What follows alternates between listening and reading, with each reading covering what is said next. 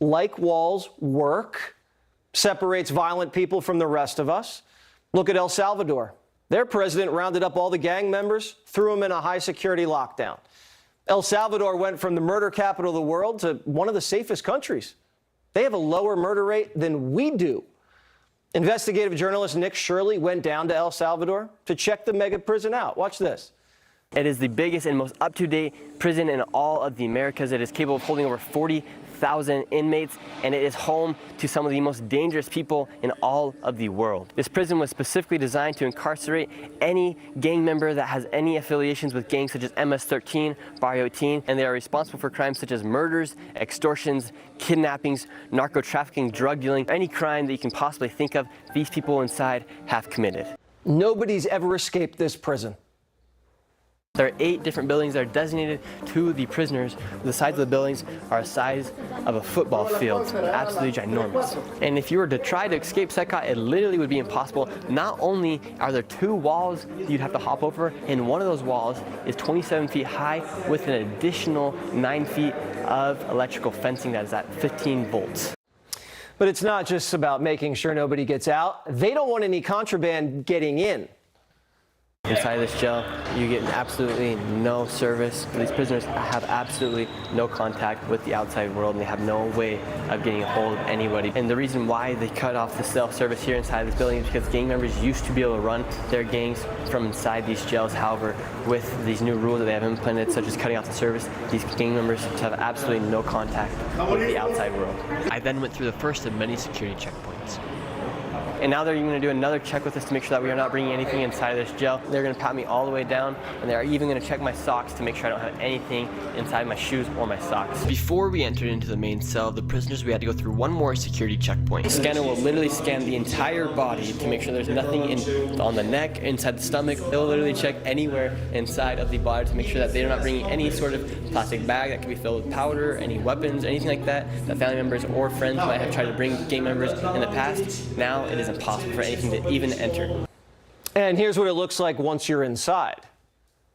Here are some of the most dangerous people in the world. You can see they have their tattoos. MS-13 is tattooed on their forehead. These people will never ever leave this building right here, and the lights also never shut off. And when these inmates want to go to sleep, they sleep here on these bunk beds that are completely still. And the way these prisoners sleep, they are given one sheet. They don't even receive a pillow, and they don't know if it's night or day because the lights never turn off. These guys were let out of the cell, and if you look at their heads are literally plastered to the cement wall, and they're not moving. All these gangsters are afraid of their life, and their freedoms have been stripped from them.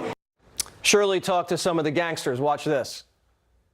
Now they have asked the prisoners to take off their shirts so they can show some of their tattoos.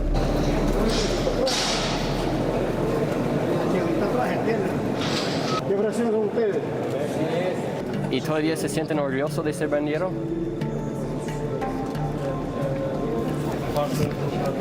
¿Sí o no? ¿Sí? ¿Y todavía se sienten orgullosos de ser bandero? And this group of gangsters' response was a little bit different than the last. No. All these guys were once prideful and running the streets of El Salvador. Now they are locked behind bars for the rest of their lives. It's pretty amazing if you think about it, what Nayib Bukele has been able to do with this country. The streets are as safe as they've ever been because all these guys are out. Nick Shirley is an investigative journalist. Nick, were you scared? You know, not really, because those guys are behind bars and they'll be there for the rest of their lives. When they were incarcerated, did they commit serious crimes, all of them, or were they some just associated with gangs? Each person inside that cell, inside of that prison, has at least killed one person. Oh. And it's very obvious, and they all have at least a tattoo that shows that they are part of MS-13 or Barrio 18 or other gang. And so is the president the most popular man in the world in El Salvador? I mean, the crime rate has plummeted. Yeah, Nayib Bukele is like the savior there in El Salvador. He has literally transformed that country into the safest country in the Western Hemisphere. So how do the people feel about crime now? I mean, it's gone. Is this going to spread? Are other countries down there catching on? You know, if any country was smart, if the United States was smart, they'd do something just like this as well, to make sure that no criminal gets treated like a normal person. They get treated like a criminal inside of a cell. Yeah, but we have constitutional rights here. We also have thousands of lawyers licking their chops every time you sneeze on a prisoner. I mean, do you think that this was cruel and unusual? Well, it is very cruel of somebody to take a life of somebody else that's innocent. So these guys being inside these jails is somewhat justifiable, I believe.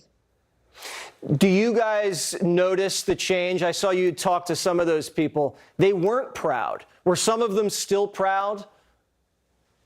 The one guy did give me a little head nod, and he gave me a little grin when I asked him if he was proud. And the other ones, you could tell they really wish they never committed those crimes. All right. What do they eat? They eat beans, rice, and tortillas. Their menu consists of absolutely no protein. No protein. And there's nothing smuggled. There's no corrupt guard, nothing like that. No visitors from the outside, like family members or wives. These prisoners literally have no contact with the outside world, and they cannot talk to anybody. Wow. Well, we could never get away with it in this country because we have the ACLU, but it is something to think about. And it's probably not what Kamala's thinking about. It's probably the opposite, but it's always nice to learn from other Kamala people. wants to let him out. Exactly. And Kamala wants to bring him in. That's right. Nick, thank you very much. You're a very brave man, much braver than I am. We've just outsourced our bravery to him. Sink or Swim returns.